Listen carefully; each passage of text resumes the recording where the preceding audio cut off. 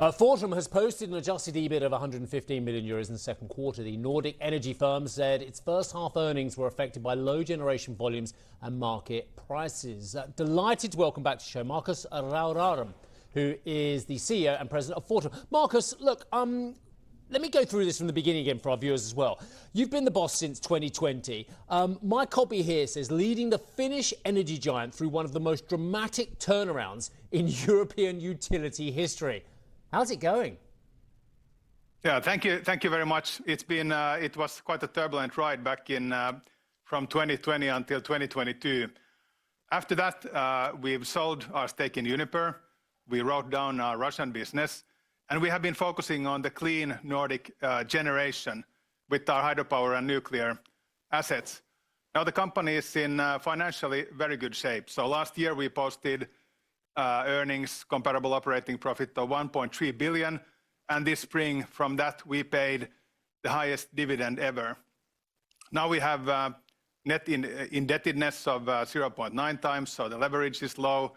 We have 8 billion of equity and 7 billion of liquidity. And this enables us to support our customers in their growth in steel, aluminium, chemicals, hydrogen, data centers, battery factories. And to support that, we have been developing a pipeline of new renewables, pumped hydro, as well as potential to do also new nuclear and lifetime extensions. So we are well prepared to support the customers with great infrastructure and new supply of clean energy when needed. So that's brilliant, and thank you very much indeed for that. There's a perfect explanation of where you've come from and where you are now as well. Okay, so talk about the current numbers to us now as well. Are there any particular headwinds which have dented the figures at all? Are you mentioned the divvy, so that's great news, but are you just happy across the board, or where needs the most work? There are certainly positives and negatives in the results. So indeed, like you said, the comparable operating profit stood at 115 million for the quarter, down from last year. And the headwind was coming from the volumes. We had unplanned nuclear outages, hydro volumes now on a temporary basis, but they have been very low due to the hydrology overall. That's on the negative side. On the positive side, our optimization with our flexible hydropower assets and the storage, that has worked very well. So we get a very good optimization premium. And whereas the spot prices for the quarter have been at 26 euros on average, our achieved power price stood at 48 euros. So both the productivity of our assets and the optimization are giving us stability on our achieved prices as well as the earnings. Markus, you note in your strategy update today that Fortum is developing a ready-to-build pipeline of onshore wind and solar projects to serve customer demand growth. We have been speaking to a number of companies in the wind energy space. It's been quite a tough time for a number of those companies. A lot of policy uncertainty, and a lot of those projects have been stalled. What makes you confident that now is still a good time to be getting into this space?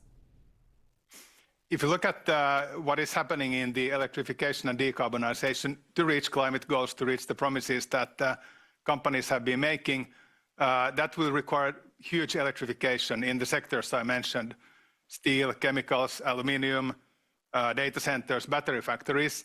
And on the back of that, of course, we talk with these customers. The TSOs, the transmission system operators in the Nordics, they have just revised their forecast that by 2030, the Nordic electricity demand will increase from 400 terawatt hours to 550 terawatt hours. And in order to support that, we have created a pipeline with optionality. We just acquired about half a year ago a 2.6 gigawatt portfolio of wind and solar power under development, so not yet in construction. And just a couple of, or let's say a month ago, 4.4 gigawatts ABO Energy pipeline portfolio in Finland. So that's optionality. We're matching these projects with the anticipated customer demand, and we will not be investing before we have customer-backed PPAs to support this. So we have not put the projects in motion before there's actually customer backing. So this is really optionality. Markus, it's Karen jumping in. Your comments so far on renewables are fascinating, given you're also the president of Eurelectric. And as we talk about representing the industry around electricity, it's a key day as we count down to Trump and Putin meeting. Energy security in Europe seriously pressing at this point. How would you describe how Europe needs to think about its energy security and the pricing of that energy as it tries to remain competitive? Indeed, so I recently took the chairmanship in Eurelectric. And now for the next 2-year term, our presidency priorities are that, number one, we support our customers in their electrification, really listen closely what they need. The second point is the resilience, energy security, both on a technical level, but even deeper, taking into account the geopolitical turbulence and the possible physical impacting of assets. We take that part very seriously, encourage companies, governments and authorities to work together, cooperate, practice, train for unusual situations. But then to your point about the renewables, it is clear that for new clean energy, that will come practically in the short term from renewables, wind and solar. They're intermittent, they're volatile, so they will need also flexibility to support it. We are developing pumped hydro, as I said, batteries and so on, but this will need customers, all of us consumers, also industries, commercial users, to be connected. So the third priority, to actually be able to work with this flexibility and maybe hundreds of thousands, if not millions of connected customers, we need to digitalize, we need to use data, we need to use AI to be able to optimize the system in its new form. Markus, we know that some of the motivation in Europe around renewables and plugging any gaps has been because of the geopolitics. If the geopolitics were to change and if there's a ceasefire in Ukraine, any breakthrough around the war in Ukraine, would that change what industry is doing? We're focusing both in the Nordics as Fortum, as well in Europe, in increasing the domestic supplies of clean energy. So there's a huge shift happening from formerly lignite, a bit of that still in the total energy system, hard coal and gas into clean energy. So that means hydropower, nuclear power, renewables, storage and flexibility.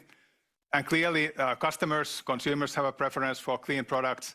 If I take Nordics as an example, clean energy is about half the price of what fossil-based energy would be.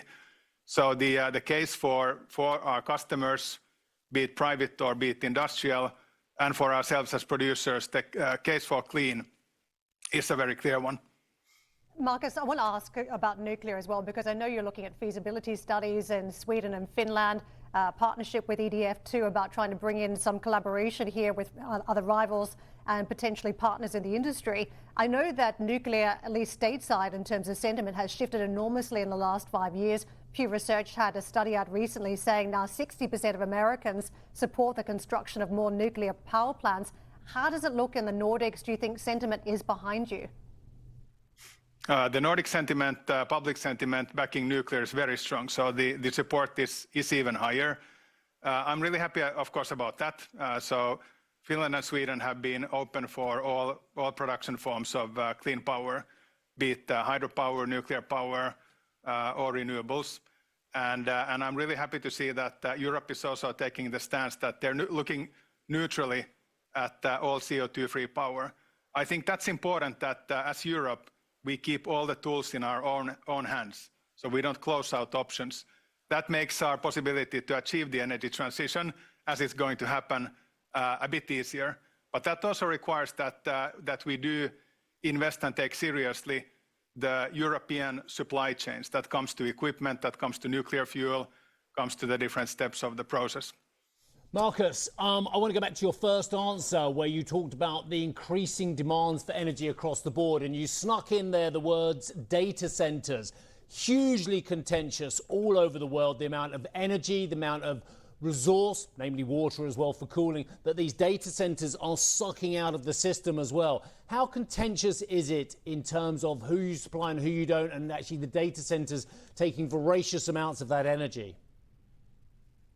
Well, if I come back to what we are facing, for example, as an industry, so intermittent energy, connected customers, and massive optimization. So we need the data as an industry. And of course, the the data centers, the AI, this is driven by customers, consumers, industries. So data centers are not being set up without a good reason. So it is customer driven. In the Nordics, we see that data centers are actually good customers. They have paying capability. They need stable power. The data center demand will support building stronger grids. It will help in generating new supply, both from renewables as well as flexibility and storage. And of course, there's an employment factor. And data centers, when you look at different industries, the investment intensity per energy used is actually higher in data centers than in most other sectors.